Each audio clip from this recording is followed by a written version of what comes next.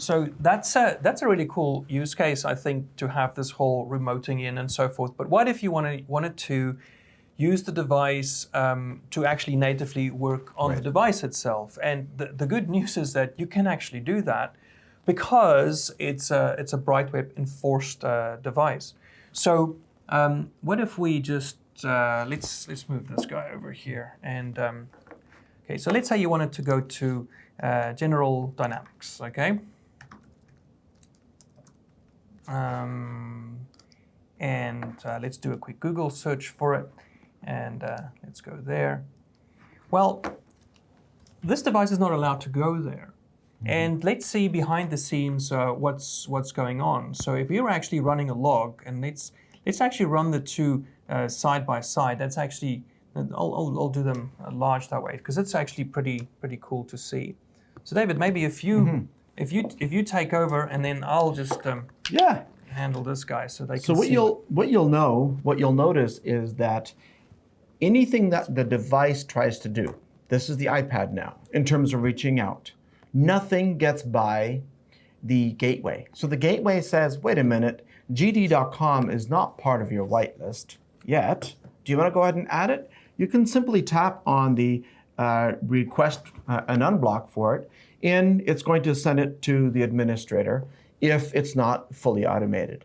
If you want the full automation to be in place, then at that point, it would simply process the unblock request on a fully automated basis.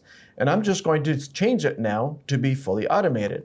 Okay. So this what is I'll the do now, administrator on the administrator side, I'm going to turn on auto whitelisting, and we're going to turn it on for the adaptive AI whitelist. Okay. So now if I do the same thing on anything else, so here I have another one, GenevaFilmCo.com. So I'm going to go ahead and do the same thing here. And if I click on this request here, now it says processing your request. This is a real-time investigation right now where someplace else, a robot army checks to see if that destination is in fact safe. Good robots, good army, okay? No bad guy robots. That's right. We haven't gotten there yet. They're still all good. And ours will stay good because we'll keep on supervising them to make sure that they stay good, right? So another one, for example, if you see here any other requests that come through, you can always select the little airplane icon to request an unblock. So the really important aspect of this is that the Brightweb that is built for you is based on, number one, what you requested, what you want, and number two, what is safe. So what I'm going to do is back to the original screen here. The General Dynamics request that we did earlier was not fully automated yet, but I'm going to go ahead and add it to the whitelist so that we can actually go back to the website and load it. Same thing with the... But did the AI, so the AI went and investigated it now, right? So what is the result that it gave us? We can actually sign into... You can actually check it again, and it says, that's right, and it says here that the domain has been unblocked. Oh, okay. Right? So it says here, wait a few minutes and try again. This is only required the first time that this organization goes to request a destination website. Since it just got unblocked successfully here, if another user from this same organization checks in tomorrow, this website will still be on the whitelist. It's still subject to additional checks, but it will not go through this rigorous check at the outset. So if we simply hit a refresh on the website, General Dynamics now loads. However, you notice that there's a number of connections here. Google Tag Manager, the S7 Add This, the connect.facebook.net. These are things that were not automatically added to the whitelist. Why? Because these are trackers. And if you ever wonder why Facebook has so much information on every person that's ever used a computer, it's because of millions, if not hundreds of millions of websites have connect.facebook.net as a pixel somewhere on their website. And that's how those website owners are willingly giving Facebook their user information. We've always blocked that, so we're going to keep blocking Let's look at the dependencies. Can we perhaps look at it on your interface on that side, on the admin that I can... Okay, let's take a look at what the dependencies were on GD. So you'll see that GD, General Dynamics, a fine website, is using Shopify for their purchasing, and sure, we consider that to be safe. But all of these with the red X did not pass muster. So none of these items are required for the end user experience to work like But the site actually does work. So let's go through here. And yet the site works fine. We can go through here, we can tap on About, General Dynamics. We could take a look at what they're feeding from an investor point of view. Oh, here's another website. Well, it was actually linking to someplace else. Okay. So now we see another red item here, investorrelations.gd.com. Okay. We can do the same thing there and do a request unblock.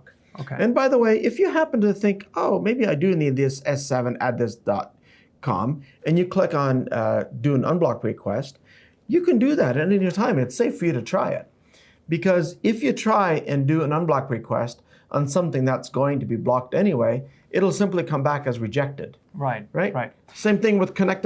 Well, actually, there's an override on the connect.facebook. If something is already known to be bad and you've already added to your blacklist, then it's not going to even show up as an unblock option. That's right. So I think this is also important to understand if we look at what's actually going on here. So everything green is what is allowed in this log, and everything that's red is domains or connections that were actually prevented from taking place.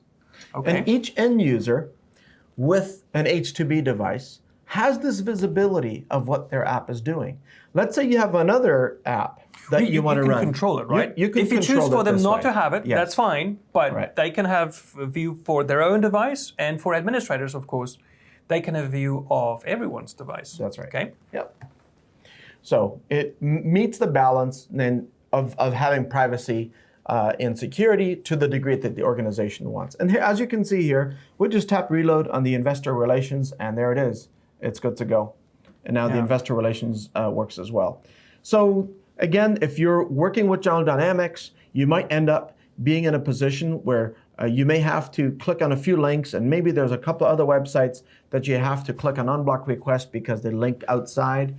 But once you've done that, from now on, visiting this vendor's website is perfectly fine. So let's look at an unblock now with using the block page assistant, which is a bit more of an automated process, and that's also always interesting for me to have a look at. So let's say we wait to the Calgary. What was it? CalgarySun.com. Calgary Sun. CAL. It's okay.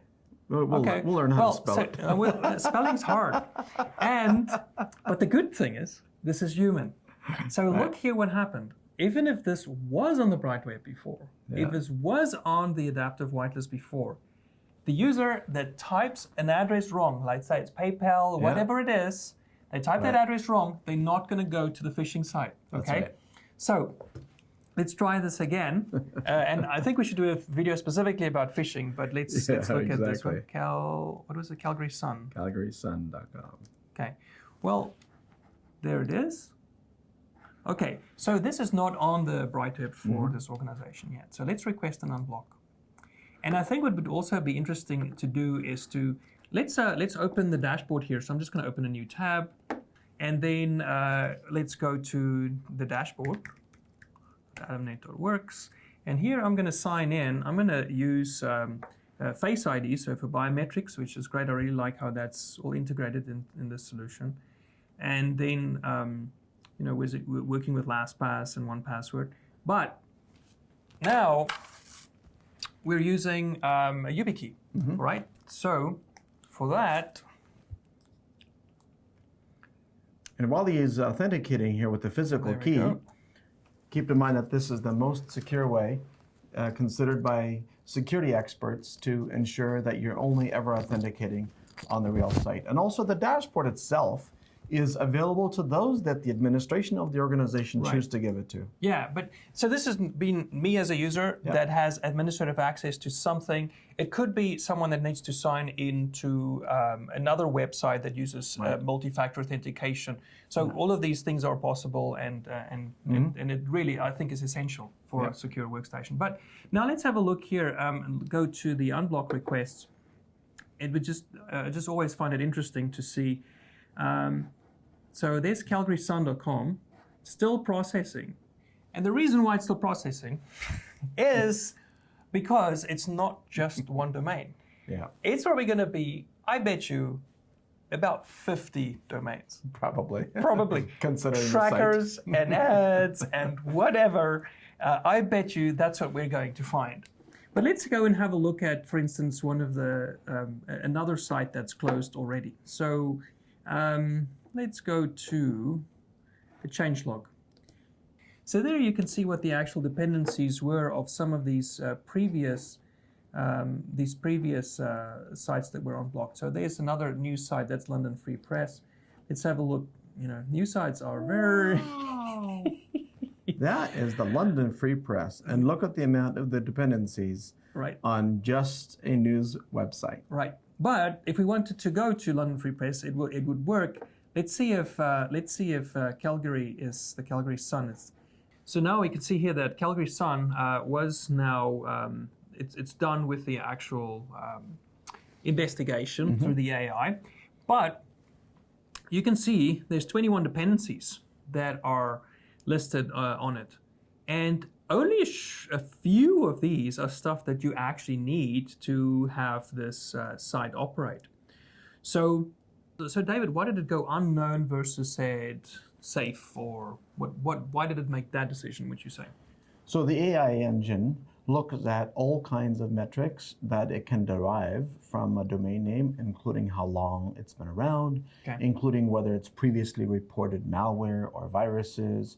And all of those things collectively come up with a risk score. And there's stuff that is clearly in a high risk category where it'll automatically be rejected. There's stuff that's clearly in the safe category where it'll be automatically allowed. In this case, the AI engine could not make a sound conclusion to say it's absolutely safe. So it said, you, the administrator, is going to make the choice of whether you allow this or not. Okay, so let's add this guy. I'm just going to select it, select the action to add it to our adaptive whitelist here, which this device is running on. And now it's added. So now that we've added it, the brain is communicating with the muscle. Right. And in this case, where does the muscle exist for this specific demo? So the muscle in this ADAMGo environment is in the exit point, so it'd be at the base. Okay. In this particular case, it's a demo of a server in Toronto. Okay. So at that server is where the muscle is now waiting for an update from the brain to say, hey, this is now part of the whitelist. But that server could be, your base could be your business environment, right? That's correct. So you have a walled garden, and that's where you're exiting. Or exiting in the cloud, if your base is up there, connecting that again with your home base or your work environment? Like, how does that actually work? So for environments that have the advantage, as I was describing in another video or earlier, about how you want a split VPN from a company's perspective, but a full VPN from the endpoint perspective. In that case, you have a server in the cloud that ends up being the ADAMGo exit point. Okay. And from that server in the cloud, there's a site-to-site VPN to the company's base. And that's how you end up achieving the best of all worlds. Okay. So now that we have the brain communicating with the muscle to say that there's a change that's happened, let's refresh this. And once we refresh it, we'll now see that Calgary Sun is working. But of course, we don't have any of the ads. Now, what would be really interesting is to see what's actually happening behind the scenes here. Let's view this side by side. So as we're going through the website, so let's hit refresh on this guy, and then let's see. Everything here on this side is showing us what's actually been blocked. So literally, there's like, what's this, 90%? Yeah. And this is what you're going to see in a typical news site where you want to have visibility into what's actually being allowed and what's being blocked. It really is like this. And keep in mind that ad blockers in iOS don't work like they do in Chrome, right? And so this is an even more efficient and even better method of doing ad and tracker blocking inside of iOS, which happens to be the fastest and best browser that exists by many accounts. Okay, so I think that gives us a good overview of using the two different methods of building your dynamic whitelist as you go. Let's jump on to the next topic.